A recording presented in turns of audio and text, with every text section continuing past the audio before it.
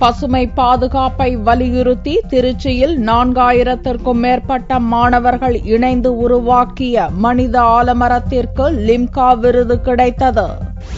திருச்சி மாத்தூரில் உள்ள பாரதிதாசன் கல்விக் குழுமத்தின் கீழ் பல கல்வி நிறுவனங்கள் செயல்பட்டு வருகின்றன. உலக சுற்றுச்சூழல் வாரத்தை முன்னிட்டு இந்த கல்வி நிறுவனங்களில் பயிலும் மாணவர்கள் பிரம்மாண்டமான மனித ஆலமரத்தை உருவாக்கினர். பசுமையை பேணி காப்பதற்காக கைகளில் மரக்கன்றுகளுடன் நின்று மாணவர்கள் அமைத்த மனித ஆலமரம் லிம்கா சாதனையில் இடம்பெற்றது.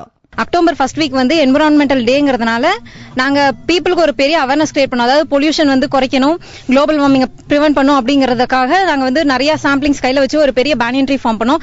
பேனியன் ட்ரீ ஃபார்ம் பண்ணதுக்கு பேசிக் காரணம் வந்து நம்ம இந்தியாவோட நேஷனல் ட்ரீ வந்து பேனியன் ட்ரீங்கிறதுனால இது மூலமா ஒரு அவேர்னஸ் இருக்கட்டும் அப்படின்னு சொல்லிட்டு நாங்க கிரியேட் பண்ணோம். சாதனை நிகழ்ச்சிக்காக மாணவர்கள் கையில் வைத்திருந்த மரக்கன்றுகள் கல்வி குழும வளாகத்தில் நட்டு வைக்கப்பட்டு பராமரிக்கப்படும் என்று ஒருங்கிணைப்பாளர் ஜெயபாரத் தெரிவித்தார். இந்த 4202 பேருக்கு ஒரு கண்ணுன்னு கொடுத்துருக்கோம் நாங்க. ஸோ இந்த 4202 கண்ணை அந்த பசங்களே நட்டு அவங்களே அது வளர்ற வரைக்கும் அவங்க மெயின்டைன் பண்ணுவாங்க. இந்த 4 வருஷம் வரைக்கும் அவங்க மெயின்டைன் பண்ணுவாங்க. அடுத்து வர யங்கர் ஜெனரேஷன் அதை அப்படியே ஃபாலோ பண்ணிட்டே போயிடுவாங்க. ஸோ இதுதான் எங்களோட ஒரே தீம். இதனால எங்களால் முடிஞ்ச அளவுக்கு குளோபல் வார்மிங்கை குறைக்க பார்க்குறோம். இதனால மற்றவங்களும் எங்களை பார்த்துட்டு மற்றபடி செஞ்சால் ரொம்ப நல்லா இருக்கும். மாணவர்கள் உருவாக்கிய ஆலமரத்திற்கு கிடைத்த லிம்கா விருதை கல்வி குழும தலைவர் ராமன் பெற்றுக் கொண்டார்.